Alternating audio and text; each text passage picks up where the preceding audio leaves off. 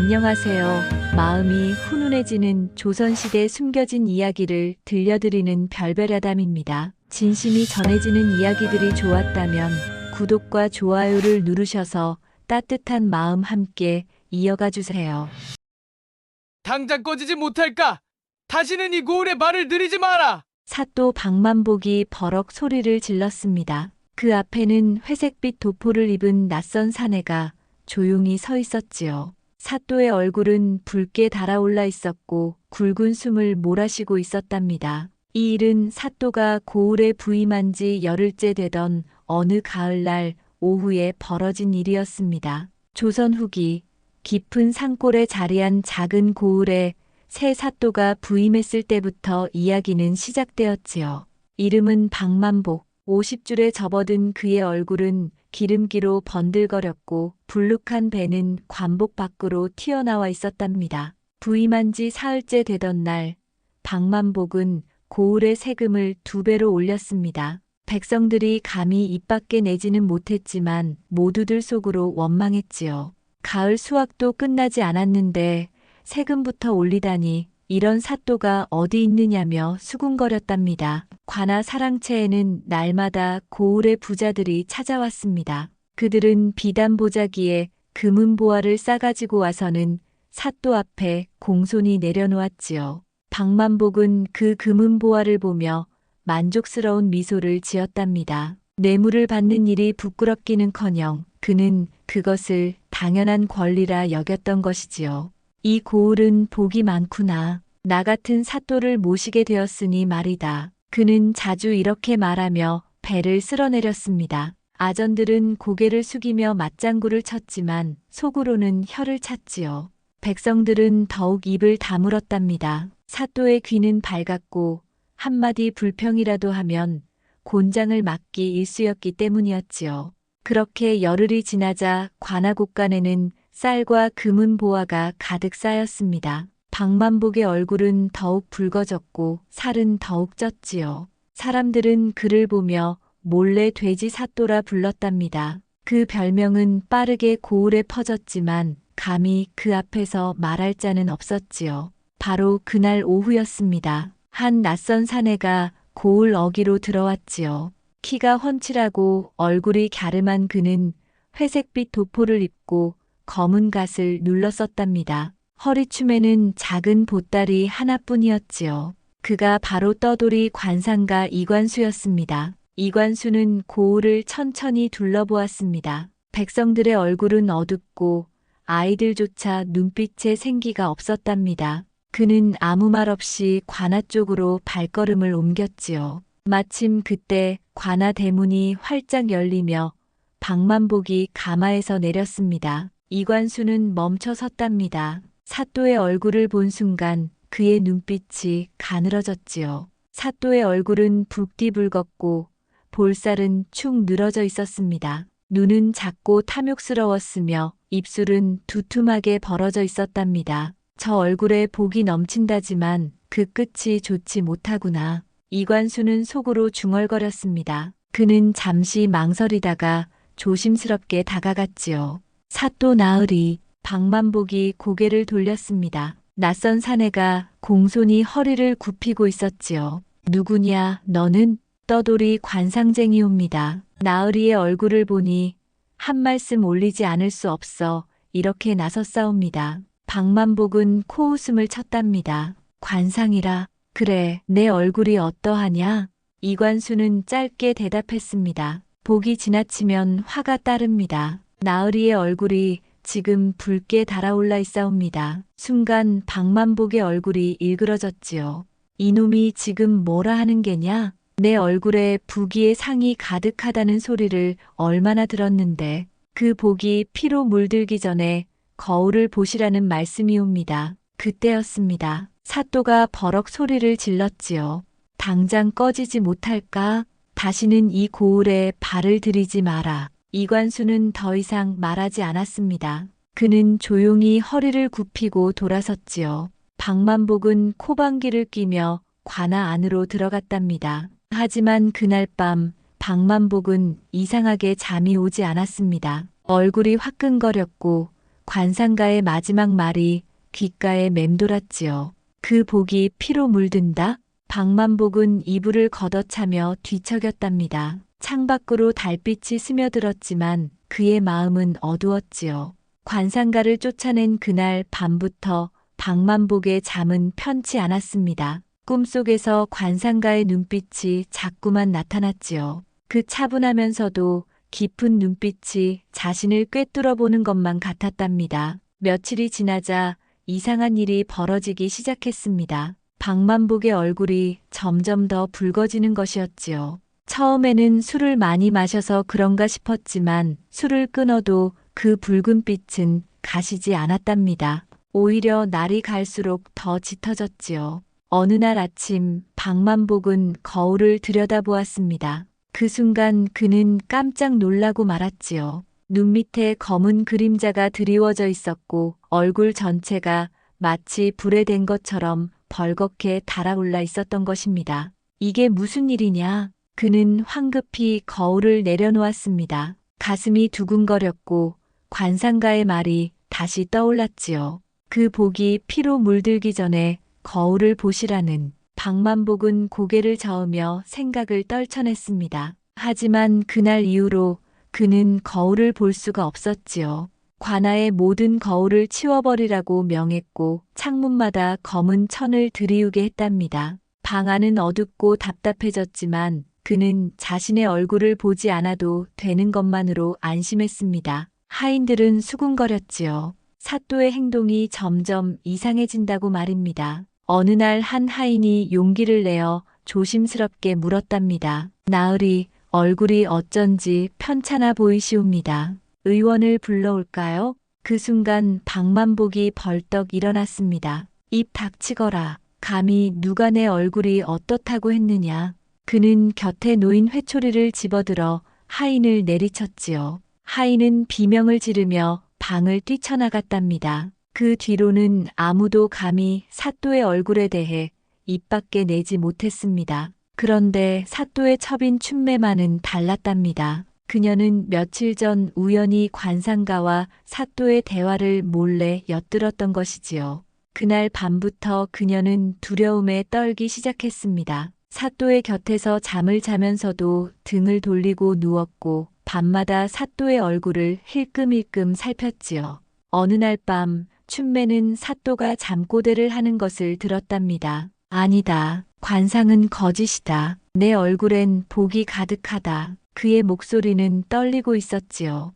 춘매는 몸을 더욱 움츠렸습니다. 사또의 얼굴이 점점 이상해지는 것을 그녀도 느끼고 있었던 것입니다. 그 무렵부터 사또는 낮에도 술을 마시기 시작했지요. 원래도 술을 즐기던 그였지만 이제는 아침부터 술잔을 기울였답니다. 술에 취하면 관상가의 말이 잊혀질까 싶었던 것입니다. 하지만 술을 마실수록 얼굴은 더욱 붉어졌지요. 어느 날 저녁 춘매가 상을 들고 들어왔을 때였습니다. 사또는 술잔을 든 채 멍하니 벽을 바라보고 있었지요. 춘매는 조심스럽게 상을 내려놓았습니다. 날이 진지 드시옵소서. 방만복은 대꾸하지 않았습니다. 한참을 그렇게 있다가 그가 낮은 목소리로 물었지요. 춘매야, 내 얼굴이 이상해 보이느냐? 춘매는 가슴이 철렁했답니다. 뭐라 대답해야 할지 몰라 입술만 떨었지요.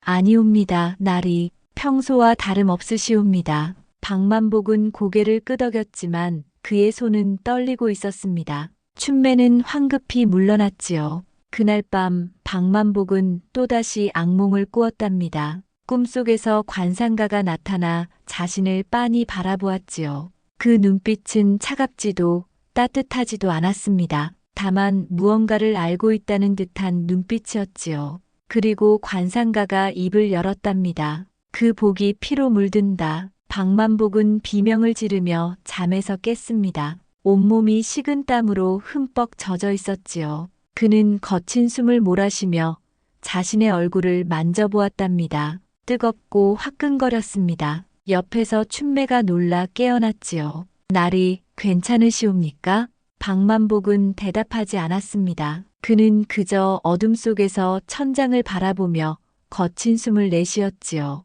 창밖에서는 바람 소리가 들려왔고 그 소리는 마치 누군가 속삭이는 것만 같았답니다. 춘매는 등을 돌려 누웠지만 잠을 이룰 수 없었습니다. 어둠 속에서 그녀는 작게 중얼거렸지요.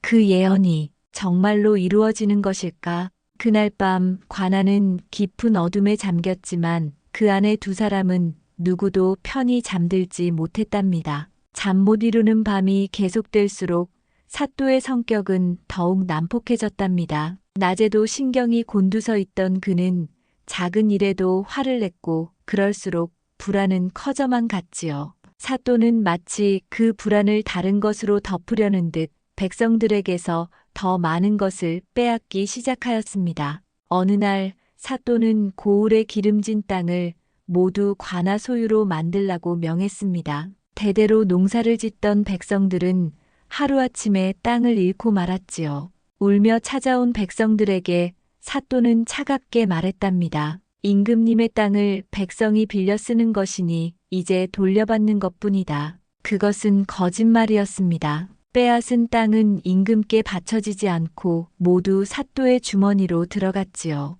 백성들은 억울했지만 어찌할 도리가 없었답니다. 관아의 아전 방덕수는 이 모든 일의 서류를 작성하는 사람이었습니다. 그는 마른 체격의 굽은 어깨를 가진 30대 후반의 사내였지요. 방덕수는 떨리는 손으로 거짓 문서를 썼습니다. 땅을 빼앗은 것을 마치 정당한 세금처럼 꾸며 적었지요. 밤마다 그는 잠을 이루지 못했답니다. 양심이 그를 괴롭혔지만 사또가 무서워 차마 거역하지 못했던 것입니다. 그는 술로 죄책감을 달래려 했지만 소용이 없었지요. 그 무렵 고을에 사는 은퇴한 선비 한치성이 붓을 들었습니다. 50줄의 그는 마른 체격에 흰 수염을 기른 단정한 모습이었지요. 한치성은 평생 바르게 살아온 사람이었습니다. 그는 사또의 악행을 낱낱이 적어 상소문을 작성했답니다. 백성들이 굶주리고 있고 땅을 부당하게 빼앗기고 있으며 관아의 곳간에는 뇌물로 받은 재물이 가득하다고 썼지요. 상소문을 들고 한양으로 가려던 그는 관아 앞에서 붙잡히고 말았습니다. 사또는 분노하며 소리쳤지요. 감히 사또를 모함하다니 당장 옥에 가두어라. 한치성은 꿋꿋하게 말했답니다. 나으리 하늘이 보고 계시옵니다. 거짓은 언젠가 드러나는 법이옵니다. 하지만 한치성은 어두운 옥에 갇히고 말았지요. 백성들은 두려워 아무도 그를 구하지 못했답니다. 한치성마저 옥에 갇히자 고을 전체가 침묵에 빠졌습니다. 이제 사또에게 맞설 사람은 아무도 없는 것처럼 보였지요. 억울한 이는 또 있었으니 고을 어귀에 작은 주막이 하나 있는데 그곳의 주인인 20살이 간 넘은 복희라는 처녀였지요. 둥근 얼굴에 맑은 눈을 가진 그녀는 원래 부모님과 함께 주막을 운영했답니다. 하지만 한 달 전 사또가 주막이 있는 땅까지 빼앗으려 하자 복희의 아버지가 항의했습니다. 그날 밤 아버지는 관아 마당에서 곤장을 맞고 돌아가셨지요. 어머니는 그 충격으로 병을 얻어 며칠 뒤 세상을 떠났답니다. 이제 복희는 세상에 홀로 남았습니다. 주막은 겨우 지켜냈지만 그녀의 마음엔 깊은 슬픔이 자리 잡았지요. 밤마다 그녀는 눈물로 주막 바닥을 닦으며 하늘을 원망했답니다. 어느 날 저녁 주막 문이 열리며 손님이 들어왔습니다. 회색빛 도포를 입고 검은 갓을 쓴 사내였지요. 복희는 고개를 들었다가 깜짝 놀랐습니다. 그 사람은 며칠 전 고을에 왔던 관상가 이관수였던 것입니다. 어서 오십시오. 복희는 억지로 웃으며 상을 차렸습니다. 이관수는 조용히 자리에 앉아 막걸리 한 사발을 청했지요. 복희가 술을 따르는데 손이 떨렸답니다. 이관수는 그녀의 얼굴을 잠시 바라보았습니다. 주모, 근심이 깊어 보이는구려. 복희는 눈물을 참으며 고개를 저었지요. 아니옵니다, 나으리. 하지만 이관수는 알고 있었답니다. 그는 조용히 말했지요. 이 고을에 어둠이 드리워져 있소. 하지만 어둠은 언젠가 걷히는 법이요. 복희는 그 말에 가슴이 뭉클해졌습니다. 그녀는 용기를 내어 물었지요. 나으리께서 사또 나으리께 하신 그 예언이 사실이옵니까? 이관수는 잠시 침묵하다가 대답했답니다. 운명은 이미 그 얼굴에 새겨져 있소. 다만 화는 그 곁에 닿은 자부터 시작될 뿐이요. 복희는 그 말의 뜻을 곱씹었습니다. 관상가는 막걸리를 한 모금 마시고 조용히 주막을 나섰지요. 복희는 문 밖을 바라보며 중얼거렸답니다. 부디 그 예언이 이루어지기를. 그날 밤 주막의 등불은 유난히 외롭게 흔들렸습니다. 고을 전체가 사또의 탐욕으로 신음하고 있었지요. 하지만 아직 아무도 몰랐답니다. 곧 큰 변화가 찾아올 것이라는 것을요. 복희가 관상가를 만난 그 무렵 관아에서는 더욱 이상한 일들이 벌어지고 있었습니다. 사또의 얼굴은 날이 갈수록 더 검붉게 변해가고 있었지요. 처음엔 붉은 빛이었던 것이 이제는 마치 오래 묵은 피처럼 칙칙하고 어두운 색이 되어갔답니다. 춘매는 날마다 두려움에 떨었습니다. 밤이면 사또 곁에 누워야 했지만 그녀는 일부러 등을 돌리고 잠자리에 들었지요. 사또의 얼굴을 마주보는 것이 두려웠던 것입니다. 그 얼굴을 볼 때마다 관상가의 예언이 떠올랐답니다. 그 복이 피로 물든다. 어느 날 밤 자신의 방에서 잠들었던 춘매는 이상한 소리를 들었습니다. 사또의 방에서 무언가 깨지는 소리가 들려왔지요.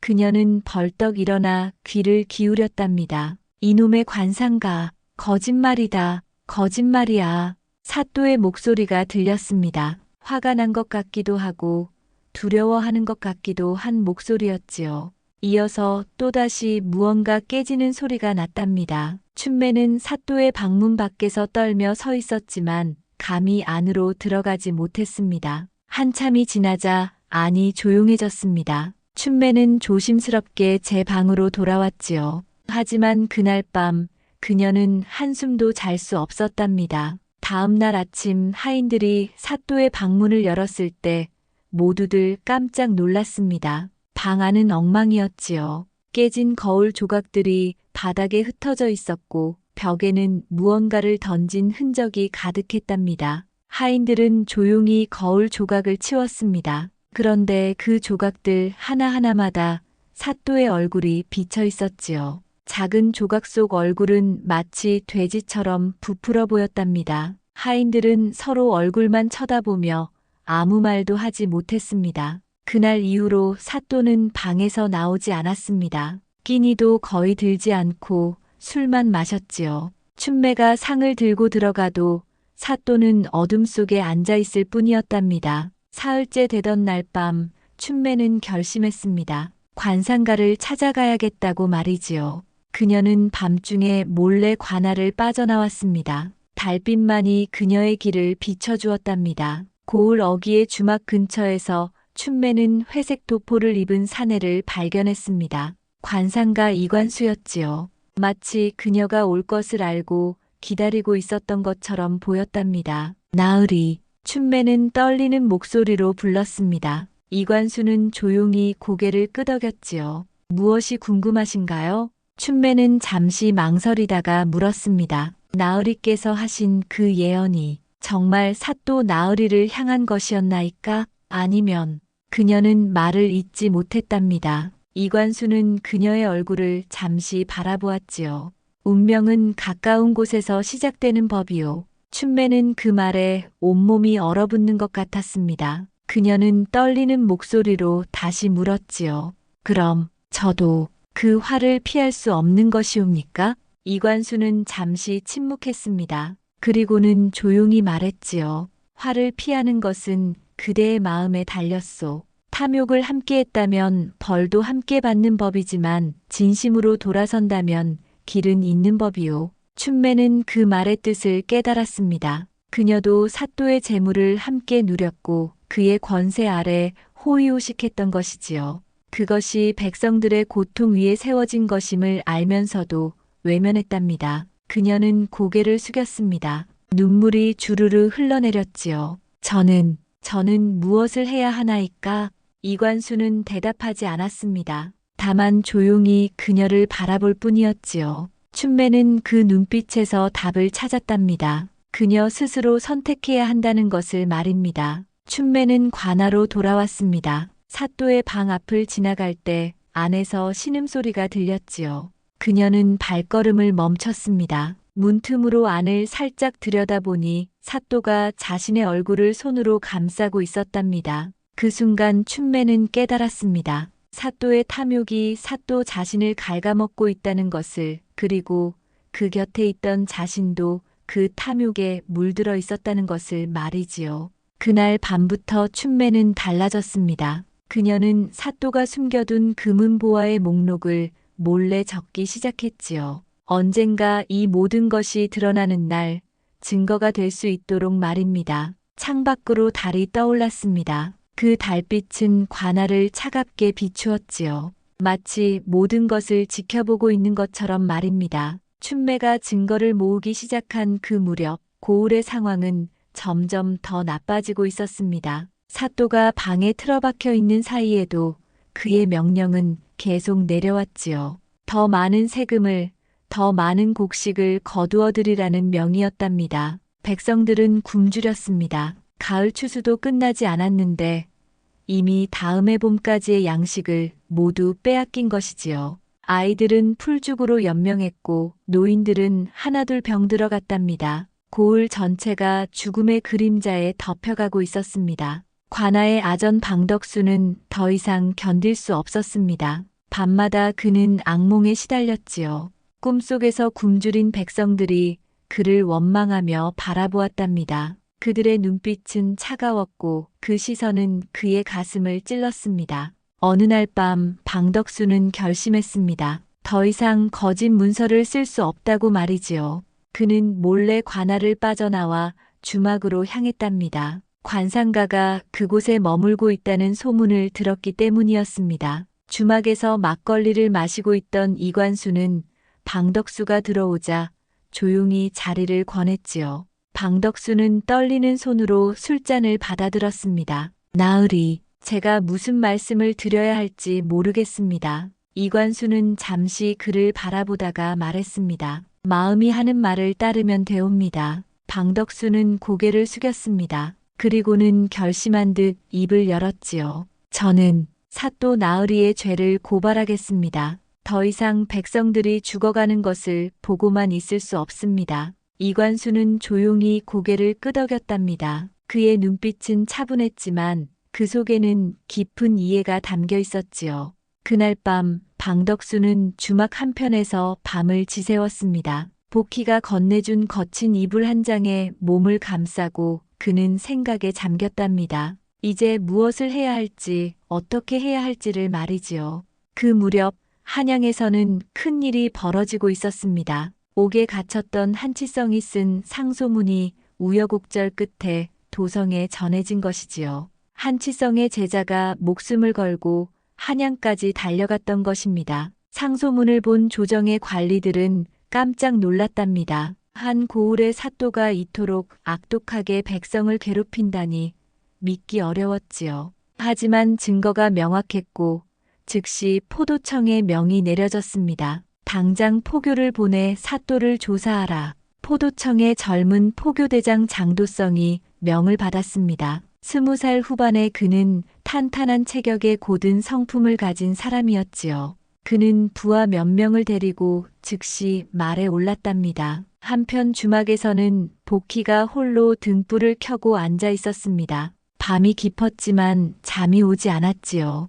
그녀는 창밖을 바라보며 부모님을 떠올렸답니다. 사또 때문에 억울하게 세상을 떠난 두 분의 얼굴이 어른거렸습니다. 문이 열리며 이관수가 들어왔습니다. 그는 복희를 보며 조용히 물었지요. 아직도 깨어 계시는군요. 복희는 고개를 끄덕였습니다. 그리고는 조심스럽게 물었답니다. 나으리, 정말 운명은 피할 수 없는 것이옵니까? 이관수는 잠시 생각하다가 대답했습니다. 운명은 이미 정해져 있소. 하지만 그 운명을 어떻게 맞이하는지는 사람의 마음에 달려있지요. 복희는 그 말에 위로를 받았습니다. 그녀는 눈물을 닦으며 말했지요. 그럼 저는 제 부모님의 원한을 풀 수 있겠지요? 이관수는 고개를 끄덕였답니다. 그의 눈빛이 말해주고 있었습니다. 곧 모든 것이 드러날 것이라고 말이지요. 바로 그 시각, 관아에서는 춘매가 마지막 결심을 하고 있었습니다. 그녀는 사또의 방으로 몰래 들어가 금괴가 숨겨진 곳을 확인했지요. 벽 뒤편의 비밀 공간에는 상상할 수 없을 만큼 많은 금은 보화가 쌓여 있었답니다. 춘매는 떨리는 손으로 그 목록을 더 자세히 적었습니다. 어디서 빼앗은 것인지, 누구에게서 받은 것인지까지 말이지요. 그녀는 속으로 다짐했답니다. 이 탐욕의 끝을 내가 똑똑히 보리라. 그날 밤 하늘에는 구름이 잔뜩 끼었습니다. 마치 큰 비가 쏟아질 것 같았지요. 고을 전체가 숨을 죽이고 있었답니다. 무언가 큰 일이 일어날 것 같은 불길한 기운이 감돌았습니다. 주막의 등불이 흔들렸고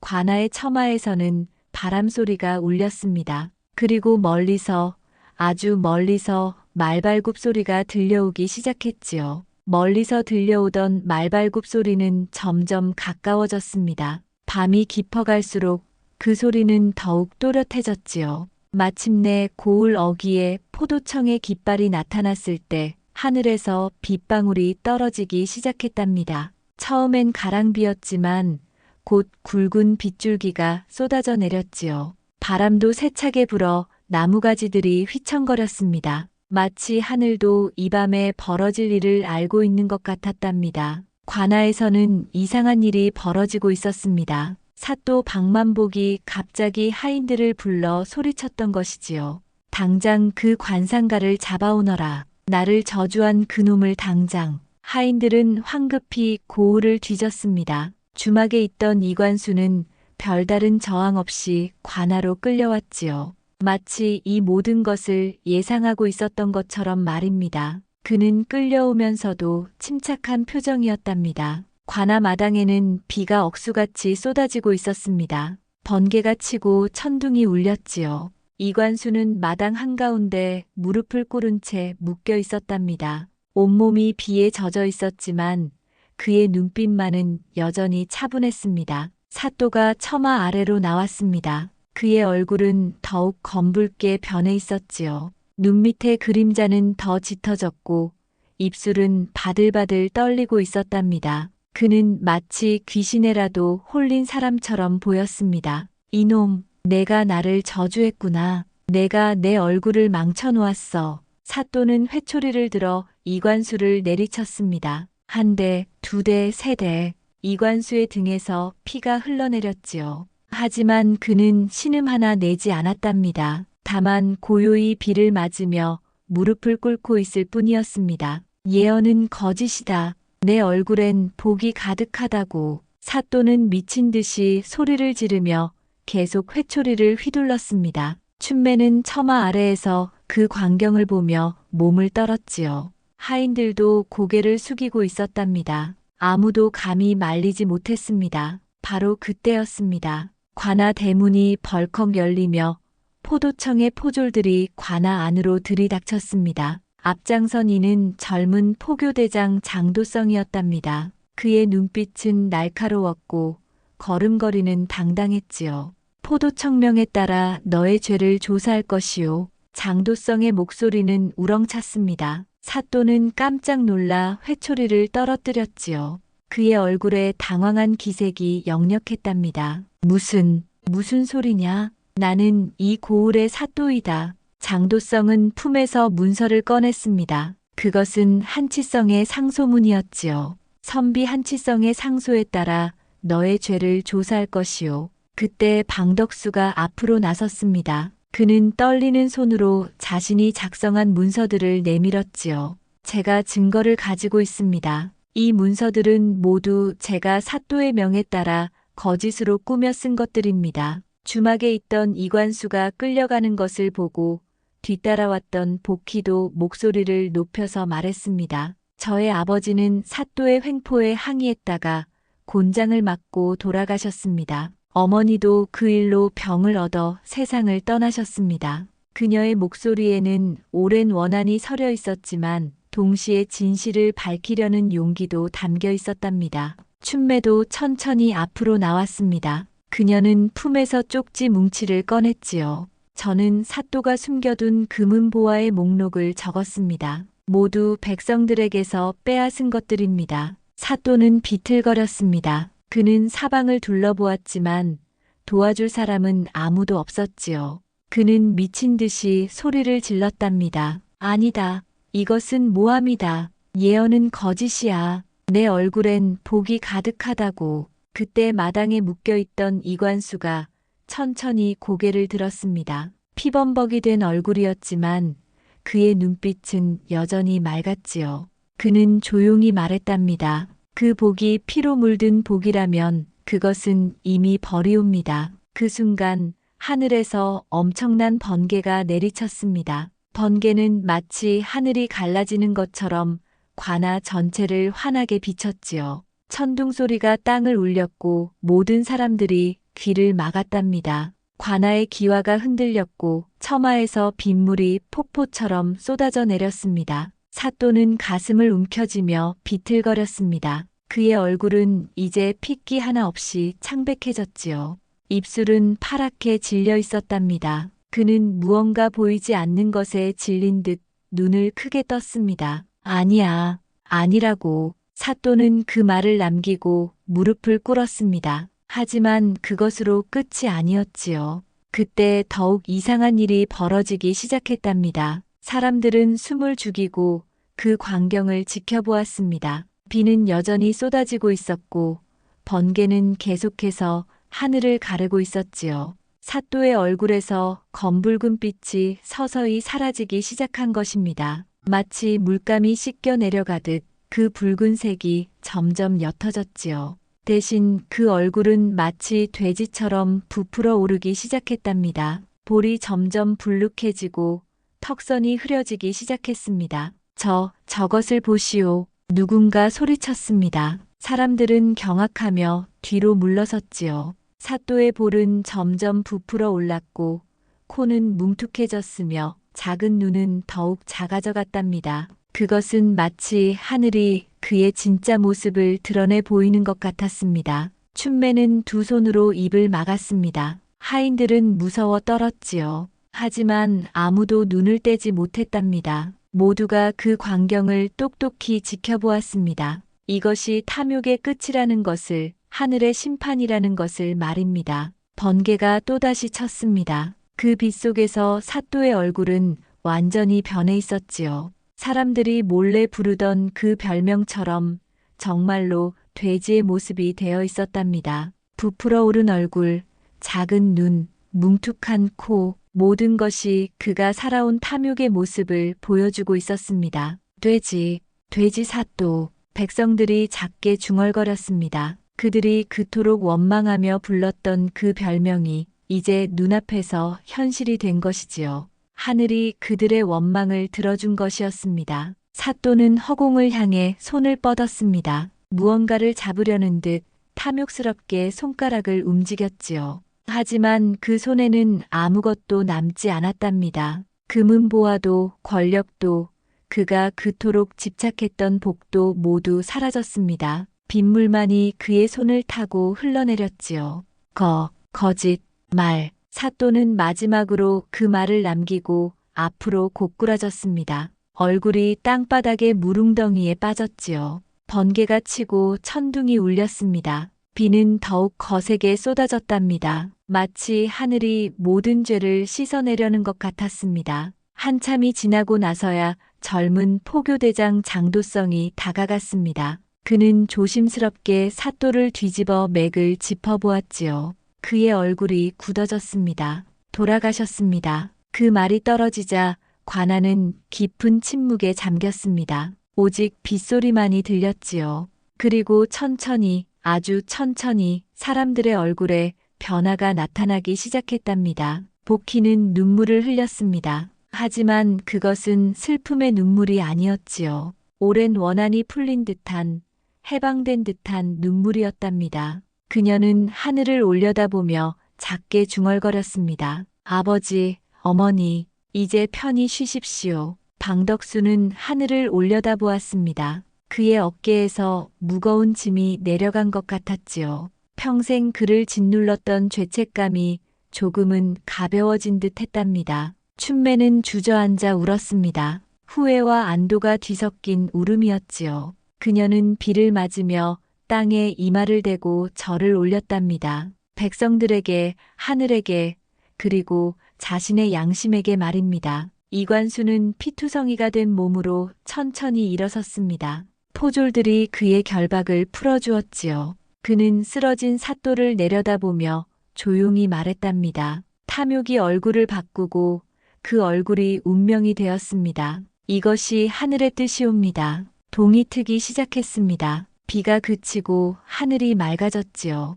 먹구름이 걷히고 동쪽 하늘이 붉게 물들기 시작했답니다. 관아 마당의 사람들은 여전히 넋을 잃고 서 있었습니다. 하지만 그들의 얼굴에는 이제 두려움 대신 희망이 보였지요. 탐욕의 화신이 사라진 것입니다. 백성들을 괴롭히던 악몽이 끝난 것이지요. 그리고 모두가 알았답니다. 관상가의 예언이 한 글자도 틀리지 않고 이루어졌다는 것을 말입니다. 해가 떠올랐습니다. 새로운 날이 밝아온 것이지요. 사람들은 하나둘 움직이기 시작했답니다. 이제 새로운 시작을 준비해야 할 때였습니다. 해가 완전히 떠올랐을 때 고을 전체에 소문이 퍼지기 시작했습니다. 사또가 관상가의 예언대로 죽었다는 이야기였지요. 밤사이 무슨 일이 있었는지 아직 모르던 사람들도 관아 앞으로 모여들었답니다. 젊은 포교대장 장도성은 즉시 옥문을 열었습니다.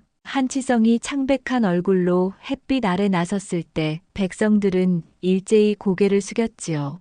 정의를 위해 목숨을 걸었던 선비에게 경의를 표하는 것이었답니다. 선비 나으리 고생이 많으셨습니다. 한치성은 손을 들어 백성들을 제지했습니다. 이것은 제가 해야 할 도리였을 뿐입니다. 진정 고생하신 분은 여러분이십니다. 그의 목소리는 여전히 힘이 있었지요. 백성들은 눈시울을 붉혔답니다. 장도성은 관아의 곳간 문을 활짝 열었습니다. 사또가 쌓아둔 곡식과 재물이 산더미처럼 쌓여 있었지요. 그는 백성들에게 공정하게 나누어 주기 시작했답니다. 모두 돌아가실 것입니다. 빼앗긴 것은 모두 되찾으시게 될 것이요. 백성들은 눈물을 흘리며 곡식을 받았습니다. 어떤 이는 땅 문서를 돌려받았고 어떤 이는 빼앗긴 재물을 찾았지요. 아이들은 처음으로 쌀밥을 먹을 수 있게 되었답니다. 방덕수는 관아 한편에서 그 광경을 지켜보았습니다.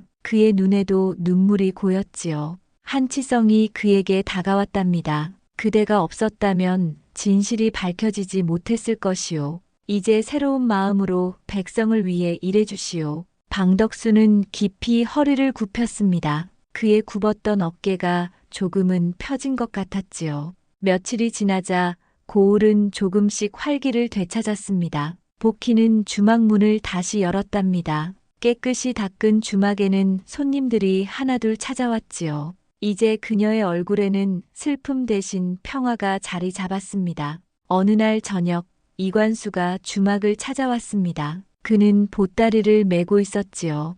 복희는 그를 보자마자 알았답니다. 떠나실 때가 온 것을 말입니다. 나으리, 진지 드시고 가십시오. 복희는 정성껏 상을 차렸습니다. 이관수는 조용히 음식을 들었지요. 한참을 침묵하다가 복희가 조심스럽게 물었답니다. 나으리께서는 처음부터 모든 것을 아셨던 것이옵니까? 이관수는 잠시 생각하다가 대답했습니다. 얼굴은 마음의 거울이옵니다. 탐욕으로 가득한 마음은 언젠가 얼굴로 드러나는 법이지요. 저는 다만 그것을 읽었을 뿐입니다. 복희는 고개를 끄덕였습니다. 이관수는 자리에서 일어나며 말했지요. 이제 이 고을에는 다시 평화가 찾아올 것입니다. 그대가 지켜주시오. 복희는 눈물을 글썽이며 깊이 절을 올렸답니다. 그날 밤 춘매가 이관수를 찾아왔습니다. 그녀는 더 이상 화려한 옷을 입지 않았지요. 소박한 베옷에 머리도 간소하게 묶고 있었답니다. 나으리, 춘매는 그 앞에 무릎을 꿇었습니다. 이관수는 조용히 그녀를 바라보았지요. 사람의 얼굴은 거울과 같다고 하셨지요. 진심으로 살아가는 자의 얼굴엔 빛이 남고 욕심으로 산 자의 얼굴엔 그림자가 드리워진다고.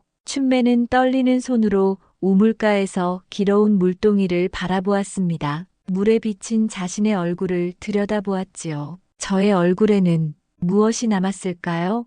이관수는 잠시 침묵하다가 조용히 말했답니다. 후회를 아는 자의 얼굴에는 언제나 새로운 시작이 있는 법이옵니다. 춘매는 눈물을 흘렸습니다. 그것은 이제 진심에서 우러나온 눈물이었지요. 이관수는 그녀에게 작은 보자기를 내밀었답니다. 이것은 그대가 주신 것이옵니다. 하지만 이미 백성들에게 돌아갔으니 이제는 그대의 마음을 위해 쓰시오. 춘매는 고개를 저었습니다. 저는 남은 생을 속죄하며 살겠습니다. 이 고을 백성들을 돕는 일을 하겠습니다. 이관수는 고개를 끄덕였습니다. 그는 천천히 걸음을 옮겼지요. 다음 날 새벽 이관수는 고을을 떠났습니다. 복희와 방덕수, 춘매가 고을 어귀까지 배웅을 나왔답니다. 한치성도 지팡이를 짚고 나와 있었지요. 나으리, 안녕히 가십시오. 이관수는 그들을 향해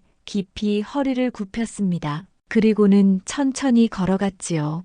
회색빛 도포가 아침 햇살에 빛났답니다. 사람들은 한참을 그의 뒷모습을 바라보았습니다. 이관수의 모습이 산 너머로 사라질 때까지 아무도 발걸음을 떼지 않았지요.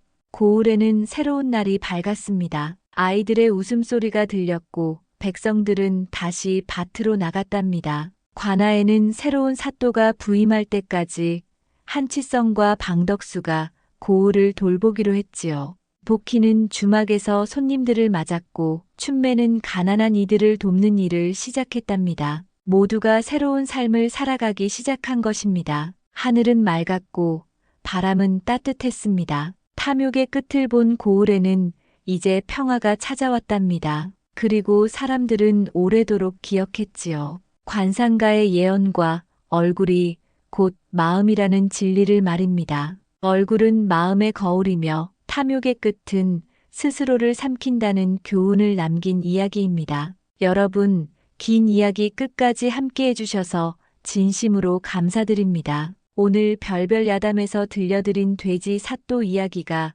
여러분의 마음에 작은 울림으로 남았기를 바랍니다. 탐욕보다는 나눔을, 거짓보다는 진실을 선택하는 삶이 얼마나 소중한지 다시 한번 생각해보는 시간이 되셨으면 좋겠습니다. 다음에도 더욱 흥미진진하고 의미 있는 이야기로 찾아뵙는 별별 야담이 되도록 하겠습니다. 구독과 좋아요, 알림 설정 부탁드립니다. 감사합니다.